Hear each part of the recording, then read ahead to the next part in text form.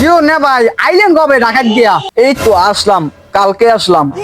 কি অবস্থা, কেমন আছেন ভাই?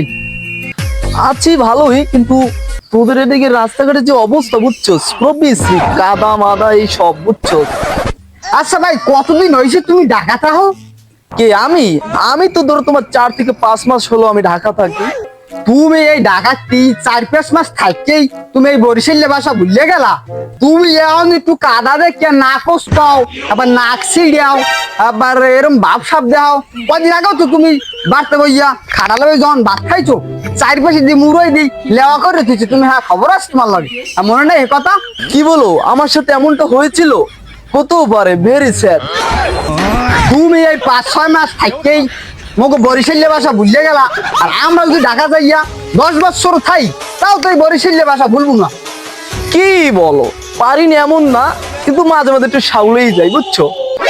তবে তুমি আইলে যাও দি, তোমার কথাবার্তা হলে মাথা মতো আমার গরম হয়ে যাইতেছে। তুমি যাবা নাকি কাদা আমার মন? কি বলো, তোমার ব্যবহার এরকম কেন? তোমাদের এলাকার ভাষা এরকম কেন? হ্যাঁ, কি বলো এগুলো? তুমি আইলে যাবা নাকি কাদা মারমু? ফালার ফালা মাগ গর্ভ দেহ জমর কাদা মারিয়ে কি আছে? মাগ গর্ভ তোর হাতের ভিতর তুমি মাগ গর্ভ কি বানাইছে পোলা? মাগ গর্ভ দেখকে লোমান তোরে। আমার ভাই কারণ তো বরিশালে ঠিকই পারো, গাল দেওয়ার সময় তো ঠিকই বরিশালে বাইরেছে। আর আগে তুমি ভুবন কি দেওয়া